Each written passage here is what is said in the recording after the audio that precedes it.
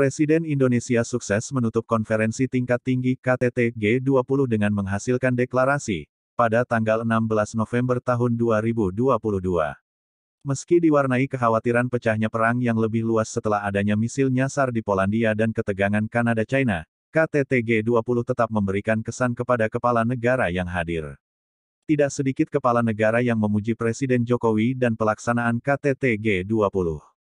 Beberapa presiden atau kepala negara pun menyampaikan pernyataan tersebut melalui konferensi pers ataupun media sosial. Berikut ini, impresi sejumlah kepala negara yang telah kami dirangkum. 1. Presiden AS Joe Biden.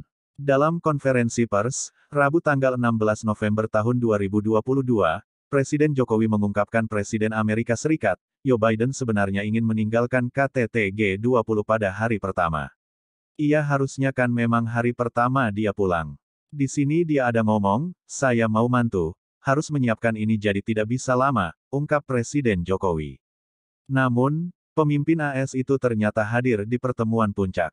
Tidak hanya itu, kepada Menteri Pariwisata dan Ekonomi Kreatif Sandiaga Uno yang melepas kepergiannya, dia mengungkapkan bahwa dirinya ingin tinggal lebih lama di Indonesia karena dia merasa seperti di rumah.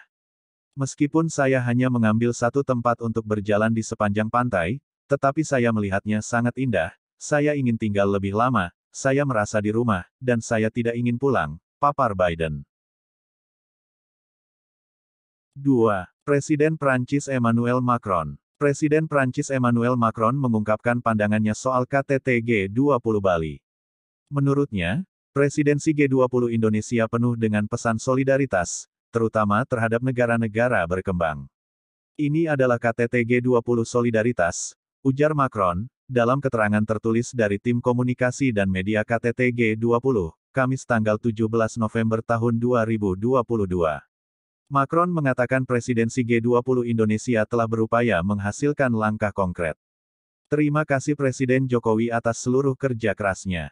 Tak hanya pesan kesatuan, tapi juga ada yang harus kita capai sehingga semuanya menjadi lebih efisien, katanya. 3. Presiden China Xi Jinping. Presiden Xi Jinping menyampaikan kunjungannya menunjukkan bukti adanya hubungan penting antara China dan Indonesia dalam kebijakan luar negeri kedua negara. Selain itu, Jokowi juga merupakan pemimpin negara sahabat pertama yang diterima China sejak pandemi COVID-19. 3 bulan yang lalu, Jokowi berkunjung ke Beijing sebagai pemimpin negara sahabat pertama yang diterima pihak China secara tersendiri sejak pandemi COVID-19 merebak, ucap Xi Jinping. Xi Jinping juga menyebut bahwa hasil kerjasama strategis antara Indonesia dan China merupakan pencapaian nyata yang memberikan dampak positif bagi kedua negara, regional, maupun global. Menurut Xi, hal tersebut dapat menjadi teladan bagi sesama negara berkembang untuk bersama-sama menjalin kerjasama yang saling menguntungkan. 4. Presiden Turki Recep Tayyip Erdogan. Presiden Turki Recep Tayyip Erdogan mengapresiasi Presiden Jokowi dan Indonesia yang telah sukses menyelenggarakan KTT G20 di Bali. Erdogan berterima kasih atas keramahan semua pihak kepada yang diberikan kepada dirinya dan delegasinya selama di Bali. Saya mengucapkan selamat kepada Indonesia karena berhasil melaksanakan masa jabatan Presiden KTT G20.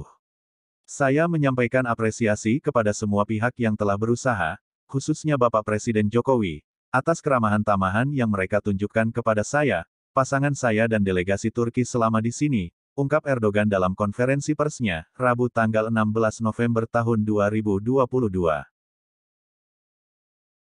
5. Perdana Menteri Inggris Rishi Sunak. Perdana Menteri Inggris Rishi Sunak turut mengungkapkan apresiasi Presiden Jokowi yang berhasil menggelar KTT G20 di Nusa Dua, Bali, dengan sukses. Saya pikir Presiden Jokowi dan jajarannya pantas mendapat pujian yang luar biasa atas kepemimpinan yang telah mereka tunjukkan selama setahun. Dikutip dari video konferensi pers yang dibagikan Kedubes Inggris pada Rabu tanggal 16 November tahun 2022. Sunak menilai Indonesia berhasil menggelar pertemuan dengan hasil yang memuaskan di saat situasi global penuh tantangan, yakni invasi Rusia ke Ukraina.